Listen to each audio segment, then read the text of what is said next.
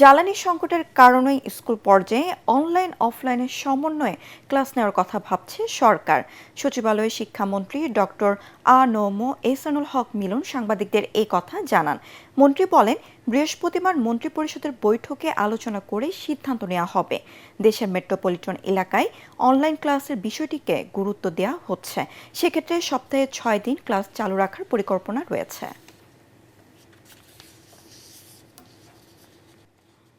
Crisis, not only Bangladesh, and we don't know how long this crisis will continue.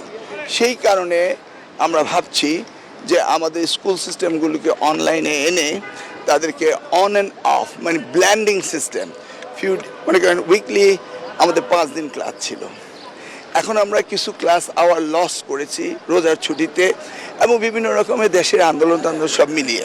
তো আমরা school আওয়ারটাকে অর্থাৎ 6 ডেজে week করছি। In the mean time আমাদের fuel crisis, international ক্রাইসিসের কারণে আমরা ভাবছি যে ব্ল্যান্ডিং করা যায় কিনা, অন এবং অফ আসবে এবং অনলাইনে।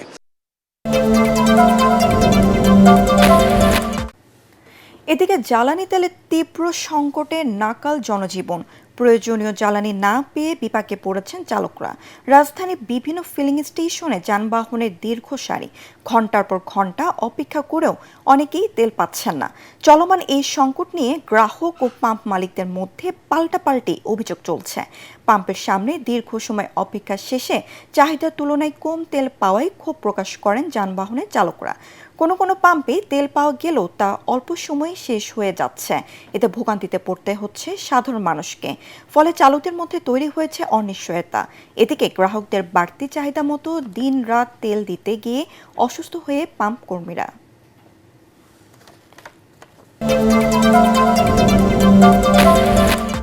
এবছর হামে আক্রান্ত হয়ে অর্ধশতাধিক শিশুর মৃত্যু হয়েছে।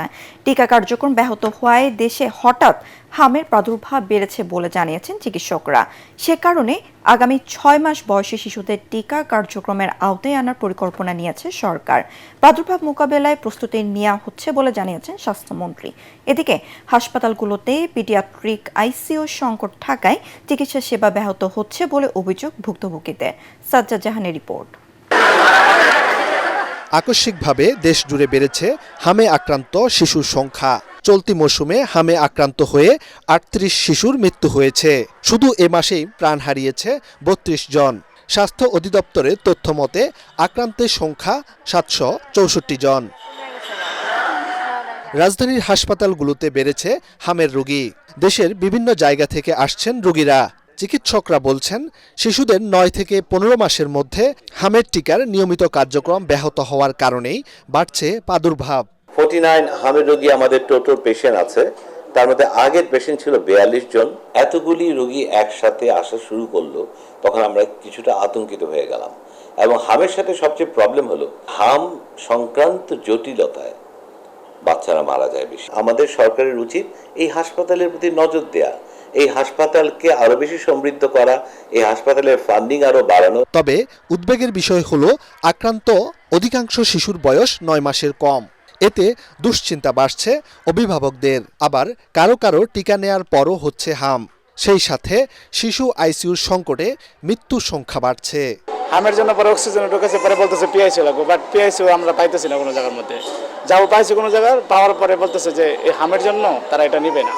কাশ, ঠান্ডা, জ্বর একই অবস্থায় চলতেছে। ওরা অক্সিজেন দিয়েই রাখছে, তারা কোনো গুরুত্ব দেয় না। বাবু খালি কান্নাকাটি করে। আমি বলতেছি, তারা বলতেছে ডাক্তার আসুক তারপরে কথা বলবে। এদিকে হামের প্রাদুর্ভাব ঠেকাতে নানা উদ্যোগ নিচ্ছে স্বাস্থ্য মন্ত্রণালয়।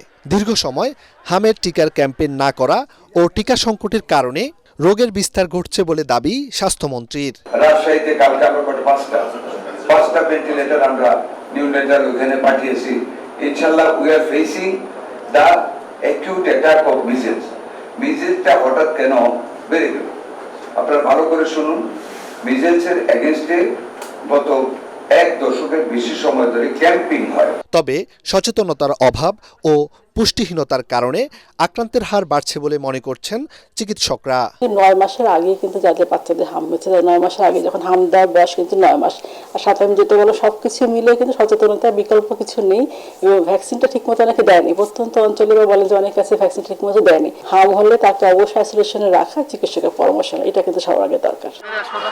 সাজ্জাদ জাহান, এটিএন বাংলা, ঢাকা।